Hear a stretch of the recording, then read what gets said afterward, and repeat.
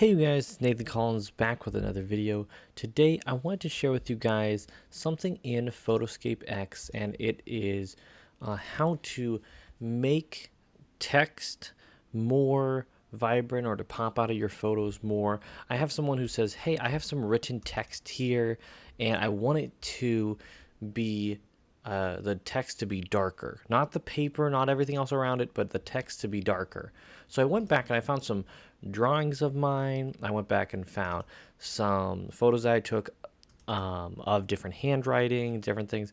And I want to show you guys how to make that darker.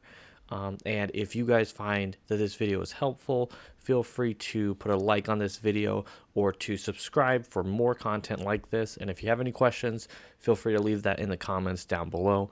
But without further ado, let's begin. So this is probably something that'll be the easiest because everything else around it is just one color. It's not something where you have to mess with lines and stuff like that. So let's begin with this. So my first thought was, okay, I want to isolate just that dark, just the strokes of that pen, and I want to be able to just darken it. Now I thought, okay, well maybe I could go into color and I can go to darken.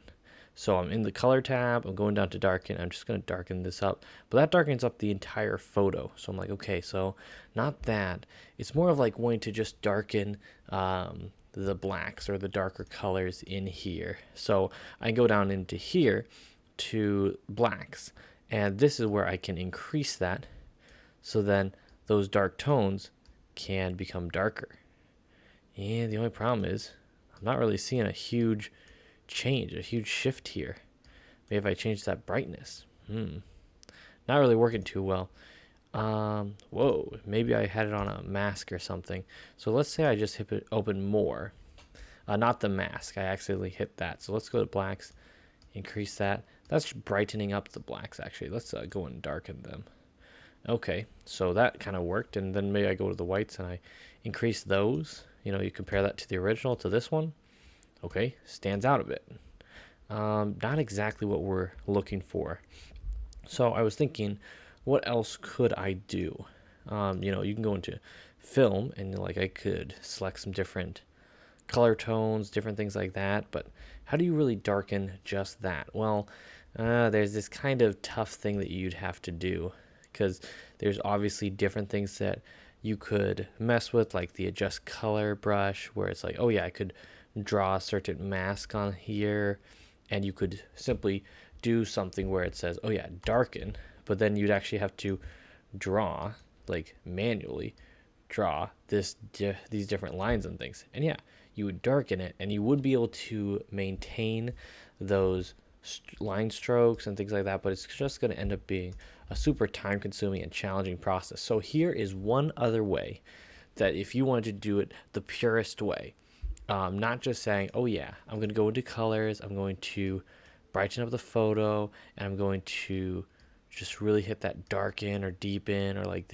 move around some different sliders here and be like, oh yeah, this is how I can really make this photo better. If you don't want to do that and you want to do it the purest way, here's how you do it. So first of all, you're going to go over here to cutout. Go into cutout. You can grab this, drop this in, and what you're going to do is erase everything except for the line marks that you want to darken. So I'm going to click here, and I had my tolerance up pretty high, but basically what this tool does is you can click on something and then it will erase everything that is that shade, texture, all that. So I'm going to go back here and increase my tolerance, hit that. I don't want to lose the lines in this photo. Ooh, that's way too much. Okay, that's looking maybe a little better. And I'll have to zoom in here to like really remove some of this stuff, because that's the magic eraser tool. I can go to the brush and just brush out some of the random spots that are left over. And what's nice is because I have these teal lines set up on here, I'm able to see what's left in, and everything that's outside those teal lines, that's all been erased already. So I can erase this stuff over here. And I can keep my little initials here for Nathan Collins. All right, and then I can go to this magic eraser and I can erase kind of spots inside here. And if you have your tolerance set correctly, you should be able to just click around these boxes and get about everything. Like this last one kind of took out a little bit too much, so maybe I want to turn the tolerance down, and you can slide it for each and every one that you do. All right, nice. So I go through, I click all this stuff. Looks pretty nice, so I can then zoom in here even more. Go to brush, and for like a document or something, this could be very time consuming.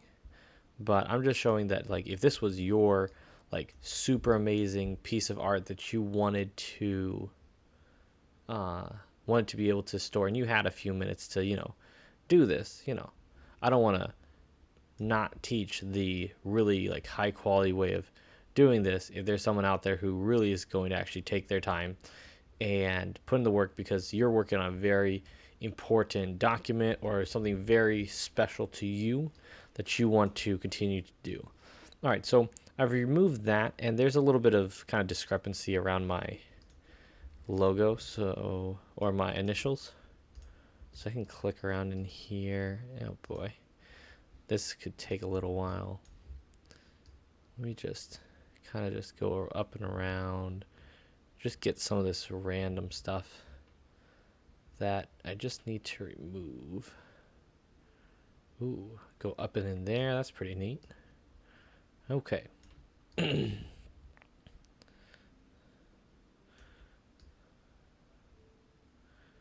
Okay, up and around in here.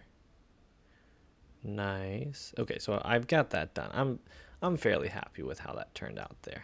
So now that we have that completed, what you would do is go over here to save and save this out, PNG. So we are maintaining the fact that we remove that stuff. We want that to be transparent. So then I can go to desktop. All right, so it's saved out, perfect. I can go back to my editor now. And unfortunately, all right, so I got this in desktop. So what I could do now is I can go and just drag and drop this photo in. So that's what it looks like. So if I go back and I say, okay, I want to go back to my viewer. I want to go to that paper. I have this. I'm going to go and insert what I just did. I can go and insert that, kind of line it up exactly right. But what's interesting is at that point, you can do some interesting stuff here. You can go to like that gradient and you could change the colors to whatever you want it to be. You could, you know, make it that fiery color. You could do this different stuff. You could off center it a little bit, give yourself some background, and make that art like pop and do some really interesting things. So you guys can definitely do that. That's not really the question that was being asked, but if you wanted to make like a cool design and then put it on something, that's kind of a neat thing to do. But if your goal is to just make it darker, well, okay, I can go to this gradient thing, and I could just pick just some really dark colors, or just turn off the gradient and just put it with some really dark colors. And I can turn that drop shadow off if that's annoying for you guys. So I can do that, and I can change the colors and everything like that. But now the question is, oh, did you lose those lines? I guess you kind of did lose those lines a little bit. So maybe we should go back, and maybe that insert should be maybe handled a little differently. So you have that there. What do you do at this point? Well, if your goal is just to darken the image a bit, we could go to darken, go to multiply. There's these different blend modes, and some of these blend modes will actually help you to get that darker feel. So this definitely, the blend mode is different. It definitely does make it look a whole lot darker, but still leaves some of those brush marks and things like that. So I think that's a really neat way to do that. So you can compare it to the original, to this, and you got it darker. So let's use a second example here. So I really liked how this turned out.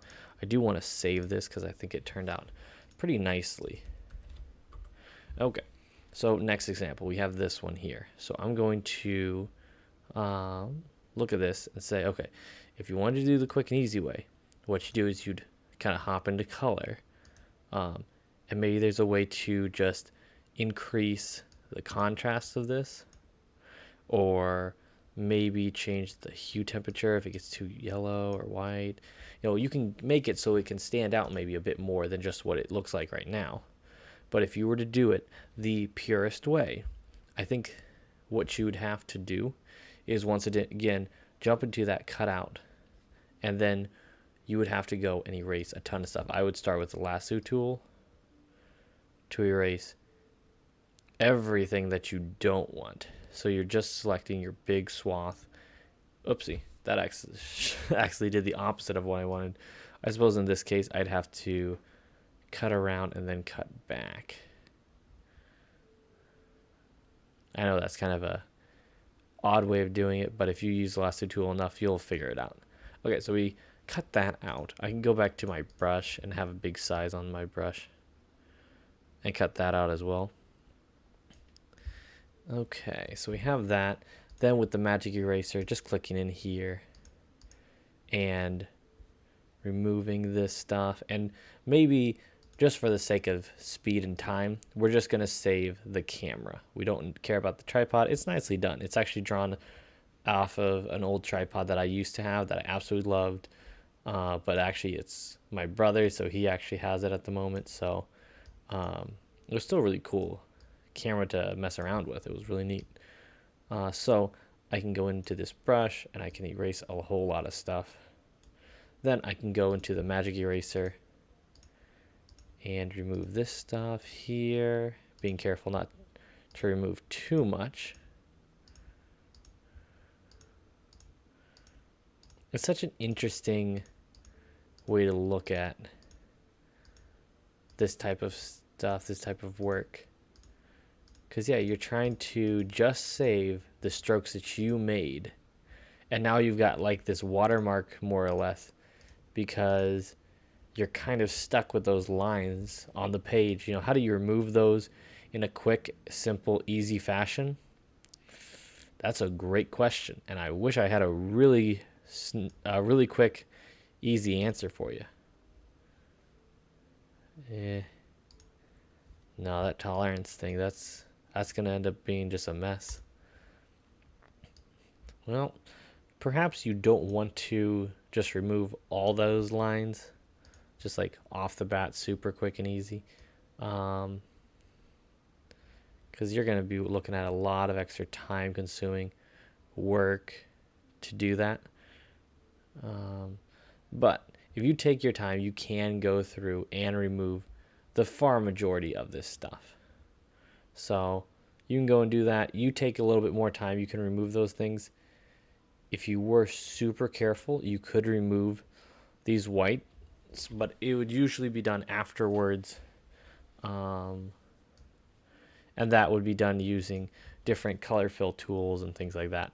But that's how you would kind of go about the process of removing that stuff, because if your goal is just to darken up your drawing, then you can save that out. We can go back here to our editor, and we can just go to insert into the image, click on this, slide it up over here. Okay, and I'm gonna have to zoom in to make sure I get this like real nice and close. Okay. All right, so I got that, and then I can go into here.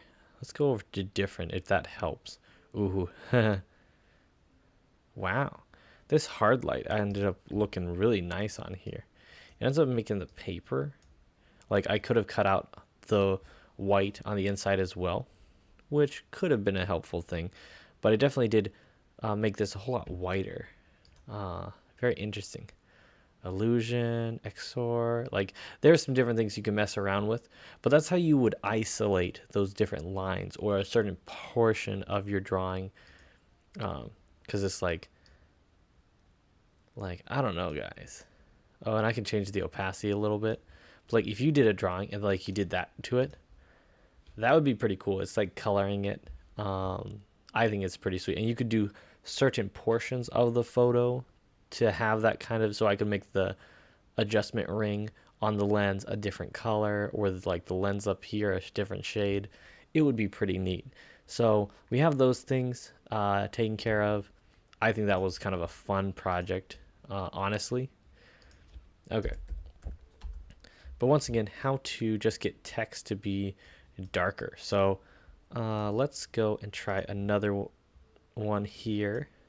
So this one is just written text, just a picture taken, and say, oh yeah, this stuff is written with a pencil. It's kind of hard to see, what could you possibly do? Well, you go to like just auto color, different things, that's going to be kind of tough. But if you're trying to just isolate that, let's go over here to more and see if the blacks, if we can increase that.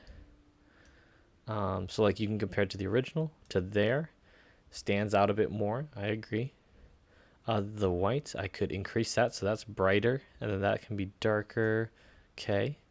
Exposure, that's going to be doing the entire image, so that's not as helpful. You can mess around with some color tones and things like that. Okay. Dodge. No. Burn. Actually, burn's pretty good now that I think about it. Maybe that could be the thing that really helps out. Let's go back to like this photo. Whoops, that's the edited photo. This photo, the original one. Let's go to color. Let's go to more. Let's go down here to burn. Ooh. It definitely does make it darker, but it also does something to the rest of the photo as well. So maybe it's not exactly what you're looking to do here. But I could brighten it up here. Like brighten the exposure and increase the burn on it. Yeah, so I think there's some different ways with the sliders you could mess around and make something look nice. But I think if you were to take it the proper way, is once again to drop it into your cutout. Go over here to your brush. Let's say we're keeping Brianna. Okay. We'll just erase the rest of this stuff real quick. Go to that magic eraser. Erase that, erase that, erase that. Erase that, erase that. Can I erase that? I don't know, it might be kind of challenging. But basically,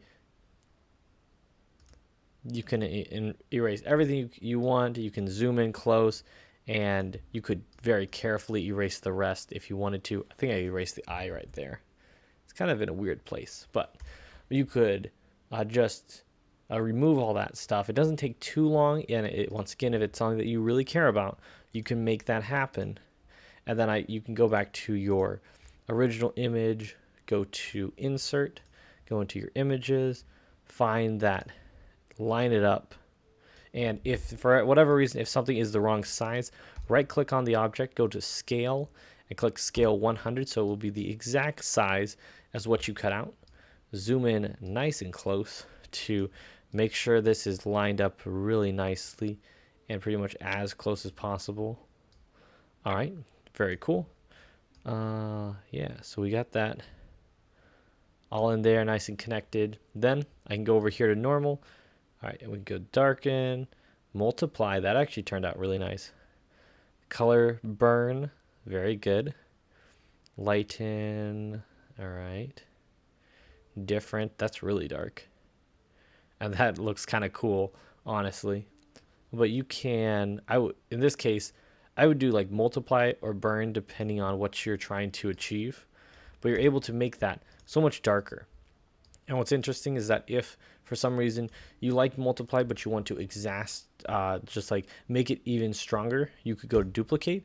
It duplicates that layer for you. You can go paste it right over the top of it to make it even darker. So comparing to the original to there, pretty dark, but it still keeps those lines. And if for some reason you lost a line in there, you can always go back to that cutout tool and go to like the brush, go over here to the restore, and you're able to go back and restore a line if you missed a line or something like that. And you can go back to the eraser and click around, remove that tolerance or move that tolerance around so you're able to keep that line, preserve what was originally written. So hopefully that was helpful for you guys to be able to see all of that. I think it's really neat to be able to take a look at those things. I also thought it was really fun to be able to, hold on, I need to actually remove one of these. Let's see, and move this just back to normal. I think it was really neat to also see the different colors you could possibly change something to, because like this artwork before looked, it was a nice sketch, it was a fun little sketch, but by adding that extra color onto there, it really helped to bring the photo or that drawing alive to the place where I'm like, man, I actually want to go show that to someone. I actually might want to go and mess around and do some more editing like that. So if you guys want to see more videos like that, definitely just let me know. But feel free to check out more videos on this channel, all looking at PhotoScape X or photo editing in general. But you guys, thank you so much for watching, and I will see you all in the next one. Bye.